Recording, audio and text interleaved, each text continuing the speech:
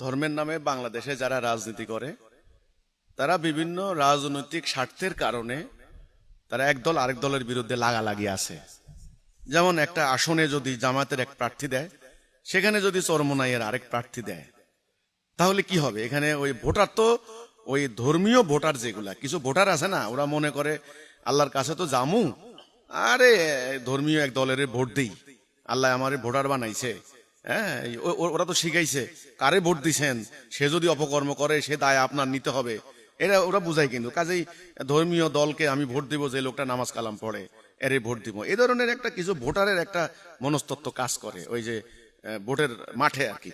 এটা মোকাবেলা করতে যাই আবার বিএনপি, আওয়ামী লীগ, জাতীয় পার্টির লোকেরা, নেতারা আবার কি করে, ওই টাইমে দাড়ি রাখে, মাথা টুপি দেয়, ওয়াজের মধ্যে যায়, মাজারে যায়। ওই যে ধর্মপ্রাণ মুসলমান তো এরা ভোট আবার দিবে না ওনারে, এই জন্য। কিন্তু আপনি যে বললেন যে কার্যক্ষেত্রে দেখা যায় মাঠে একদল আরেক দলের বিরুদ্ধে তারা প্রোপাগান্ডা, হিজবুত তৌহিদের বেলায় তারা এক হয়ে যায় কেন? হ্যাঁ, চরমোনাই, খেলাফত, জামাত, শিবির সব দেখা যায় মাঠের মধ্যে হিজবুত তৌহিদের বিরুদ্ধে আবার এক। কারণটা কি? এটা আপনি প্রশ্ন করছেন। এটা প্রথম কারণ হচ্ছে হিজবুত তাওহীদ যে কথা বলছে সেটা হলো এরা যে ইসলামটা সবাই নিয়ে ঘুরে বেড়াচ্ছে, ওটা আল্লাহ রাসূলের ইসলাম নয়। এটা হিজবুত তৌহীদের প্রথম কথা, প্রথম বক্তব্য। এটা এনারা মানতে পারছেন না, এই হিসেবে সবাই একদল হয়ে যাচ্ছে। দুই, এরা যেই প্রক্রিয়া ইসলামটা প্রতিষ্ঠা করার চেষ্টা করছে, প্রক্রিয়াটা আল্লাহর দেওয়া প্রক্রিয়া নয়। আমরা বলে দিয়েছি এটা হলো মানুষের তৈরি করা গণতান্ত্রিক প্রক্রিয়া, কাজে ওই অর্থে তারা এক। তিন, সবচেয়ে মারাত্মক যেটা, আল্লাহ ধর্ম ব্যবসাকে হারাম করেছেন। এটা একমাত্র হিজবুত তৌহিদ জীবনের ঝুঁকি নিয়ে এই কথা বলেছে, সত্য কথাটা। এটা না বললে ধর্মের পরিশুদ্ধতা আসবে না।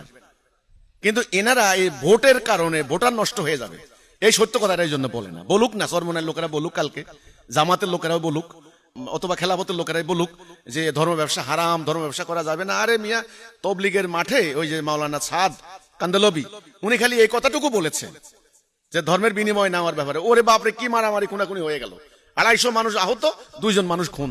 এরা কিন্তু ধর্ম ব্যবসার প্রসঙ্গে সব দল কিন্তু এক, ওরা বিরোধিতা করে না। ওদের প্রত্যেকের ওয়াইজ, প্রত্যেক বক্তা কিন্তু ওয়াজ করে টাকা খায়, প্রত্যেকের ইমামরা কিন্তু, দলীয় ইমামরা কিন্তু টাকার বিনিময় ইমামতি করে।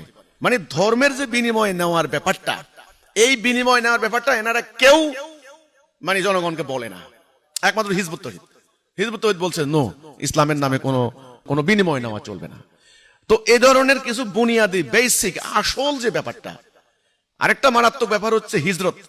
হিজবুত তৌহিদের হিজরত মানে হলো আলাদা হওয়া। কোথা থেকে আলাদা? যারা তৌহিদে নাই তাদের পিছনে আমরা নামাজ পড়ি না, এনারা সবাই এক ইমামের পিছনে নামাজ পড়ে। এটা